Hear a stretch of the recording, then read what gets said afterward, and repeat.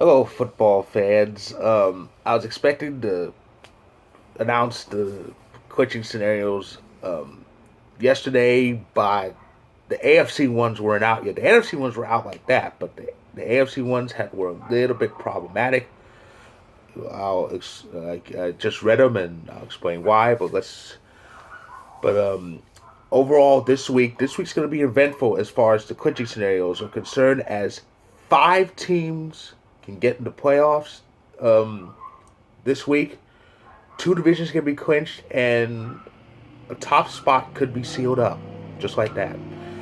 But let's start with the American Football Conference. Here's what the picture looks like. Kansas City, for the first time this all season, Kansas City is now number one at 12-1. Pittsburgh, with their back-to-back losses, slipped down to the second seed. Buffalo, who beat Pittsburgh, um, is at number three, and Tennessee's at number four at 9-4. Uh, the current wild card positions are held by the Browns, the Colts, and the Dolphins. Browns and Colts are tied at 9-4, but Cleveland's head-to-head win puts them at the 5 seed. Dolphins are 8-5. So are the Ravens with their crazy Monday night win, but the conference record puts Miami ahead. The Raiders are in the hunt at 7-6, and the Patriots are hanging in. So that's the story so far in the AFC. Now, who can get in? Who can get what? We will start with Kansas City. That's who can get number one. Kansas City, they clinched the division last week with their win over Miami, which also got Pittsburgh in the playoffs. I'll get to the Steelers later. Uh, Kansas City, well, it says on NFL.com they can get the first round bye, but there's only one bye, so they can get home field. Kansas City can get home field in the AFC. What has to happen? They have to win. Pittsburgh has to lose, and Buffalo has to lose or tie. Kansas City is in New Orleans on Sunday. That's the 4:25 Eastern, 1:25 Pacific. I think that's the only one on that window, so that's really a national TV game. New Orleans is not an easy opponent, but they have been playing well lately. And Kansas City's pretty much big and dangerous, so Kansas City should take care of it. Um, if they get number one, that's going to be interesting because that'll be 2 weeks where Mahomes really doesn't have to play. So that's going to be interesting if they get the number one seed already. Okay, Steelers. Like I said, Steelers have lost back-to-back games, and the only reason why they clinched the playoff spot was because Miami lost. They failed to win to put some pressure on. Cleveland did lose that Monday night classic, so that did help them out a bit. That did help Pittsburgh a bit. So Pittsburgh can win the division. It's simple. All that has to happen: a win, or Cleveland loss, or Pittsburgh and Cleveland both tie in their games. Pittsburgh is in Cincinnati Monday night, so that should do it. That should do it. The Giants don't beat, in case the Giants don't beat Cleveland, and I don't think the Giants will. Uh, Three things are certain: death, taxes, and the Steelers burn down Cincinnati. That's pretty much. Those are pretty much guarantees right there. The Bills. The Bills had that five-pronged scenario last week that came this close to come to fruition. Everything else needed to happen. Everything else that needed to happen happened. But Baltimore, they got that last second win, so they had to wait a while. They had to wait till at the earliest Saturday. They're in Denver Saturday. They could actually get in the playoffs with a tie, and if Baltimore loses or ties, or if Baltimore loses, so they could literally back into the playoffs. But that won't be a problem. However, Buffalo could do something they haven't done since '95. They could win the division. Uh, all they have to do is win, and they're playing Denver, so they pretty much have this. They win, or if Miami loses, or if Buffalo and Miami both tie in their games. So yeah, there could be some celebration. There could be some celebration in Buffalo, though the Bills are on the road. Their game's in Denver. Now here's the one that was problematic: Tennessee. The Tennessee Titans 9-4. They're tied for first place in the AFC South, but they have a tiebreaker over Indy. They're in Detroit, which It's good for them because it'll make it a bit easy. Tennessee can get in. Three ways they can get in: a win and a Baltimore loss, or a win. Vegas loses or ties. Miami loses, and Cleveland actually wins or ties. I think it has something to do with the fact that Cleveland's not playing a conference game. But here's the thing: the number three way is Tennessee wins, Vegas loses or ties, Miami loses, and either they or the Browns clinch that ever so insane strength of victory tiebreaker over Miami. So that requires some teams winning and some teams losing, and I'm not gonna go through all that because that's a headache. Oh my goodness! So that's the AFC. That's the AFC scenarios, and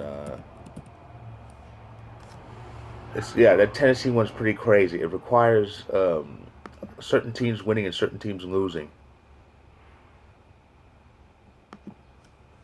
Now the NFC should be very interesting. Actually, I have the strength of victory thing up. Yeah, it's pretty insane. It's pretty insane. It's a lot to list. I'm not going to go through all that. Um, Now the NFC. What does the NFC picture look like entering Week 15? Well, here it is.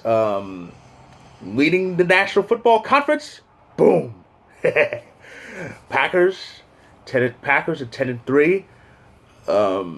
Packers won the division this past week with the win over Detroit, and Minnesota's loss. Number two is the Saints, also at 10-3. They got in the playoffs. They got in the playoffs 2 weeks prior, week 13. Of course, Green Bay has the head-to-head tiebreaker, beating the Saints in week 3. That's why we're number one. Rams at 9-4 lead the NFC West, and they're number 3. At number 4, need I say it? Washington. Don't. That division is getting better. Washington's leading the division at 6-7. It's a big improvement from the bad records that will lead this division weeks ago. So those are the division leaders. The wild card position. The Seahawks also at 9-4, but the Rams have that head-to-head over them at the moment. That could change next week. Tampa at 8-5. Tampa at 8-5, and Arizona at 7-6. In the hunt, Vikings and Bears. Boy, they could affect some things. Vikings and Bears, each at 6-7. The Lions are still alive, barely, but they are. The Niners are alive. Both those teams are 5-8. Of course, the rest of the NFC East, even Dallas, is alive. Basically, the only team in the NFC that's actually eliminated is the Falcons. They got eliminated last week with that last-second loss to the Chargers. Okay, so the NFC scenarios. 3 NFC teams can get in. Let's start with the three NFC teams get in, but one team can clinch the division. Let's start with the highest ranked one, the Saints. The Saints can win the division, which they failed to do last week. They failed to seal that South last week. And their scenario, I would say it's easy, but it's not. All they have to do, they have to win, or Tampa Bay has to lose, or both teams have to tie. But the Saints, as I said before, they're playing Kansas City. So that's going to be a bit difficult. The Rams at 9-4. They definitely have the easy scenario. But here's the thing. They can get in with a win or tie, or if Bears-Vikings ends tied, they don't have to worry about that because the Rams are playing the Jets. So congrats to the Rams for getting in. That's at the 4:05 Eastern window. It's going to be on TV here because, well, local. Seahawks have the first wild card position, which is the 5 seed. Same scenario as the Rams: win or tie, or if Bears Vikings ends tied. Seattle should get in because they're playing Washington. I mean, Washington is on a winning streak, but Washington is on a winning streak. They're the first team to beat Pittsburgh, and they're at home. But Seattle should beat them. After all, it's still the NFC East. And now here's where it gets interesting. I said three NFC teams get in. I said 5 teams can get in. overall. Really, it's 4 because here's Tampa Bay's situation. Tampa Bay 8-5 can clinch a playoff spot. All they have to do is win. Shouldn't be a problem. They're in ATL, even though Atlanta does win games late in the season. Here's the problem, though. They have to win, and Bears Vikings has to end tied. Has to. Now ties have been happening in the last few seasons, but they're rare. They're usually one a season. It was 2016 where two tie games happened, and a third one almost happened. But very rarely do you see 2 tie games this season. We saw Philly and Cincinnati end tied, but that was in week 3. The way the Bears and Vikings are playing, we might see a draw, but I don't know. I don't know. It doesn't look like Tampa Bay's going to officially clinch this week, but they should beat Atlanta. But like I said, Atlanta has a tendency to win games late, even though they have no chance of getting the playoffs. Plus, it's a division rival, and Atlanta's at home, so that it would be something if Minnesota and Chicago ends like 17-17, but the Buccaneers lose anyway. I think the reason for the tie is, like I said, I think both teams are 6-7, and Minnesota has the head-to-head at the moment, so they're the main number 1 bubble team. But again, they have the same record, and certain tiebreakers won't get clinched if one of them loses. So I think it has to be a tie, especially in Tampa Bay's case, because Tampa Bay beat Minnesota. This was last week, but didn't beat the Bears. So even if Tampa Bay clinches a tie record with the Bears will have that tiebreaker. Wouldn't that be something? So yeah, so it doesn't look like Tampa Bay's going to clinch this week, but who knows? We could get that draw. Wouldn't that be funny for Packers fans? Because basically, whoever loses that Minnesota-Chicago game is pretty much screwed. Oh goodness. So those are the scenarios. 5 teams can get into. It looks like 4 are. Tampa Bay, who knows?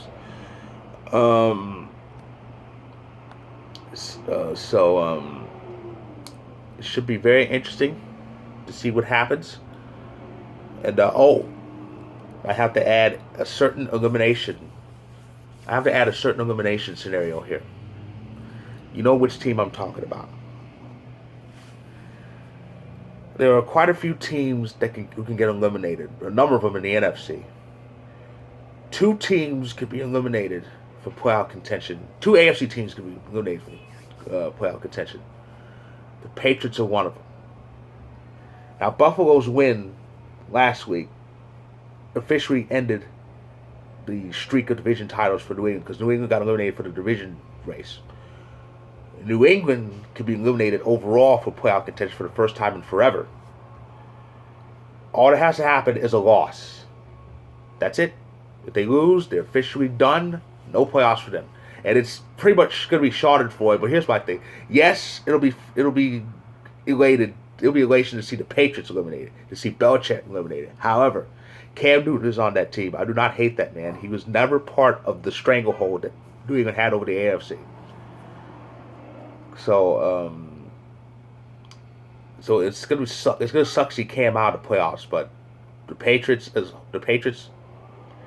yeah, there's gonna be some big Schadenfreude when they get eliminated. So those are scenarios, and I will review Week 15 when all the action ends. So until then.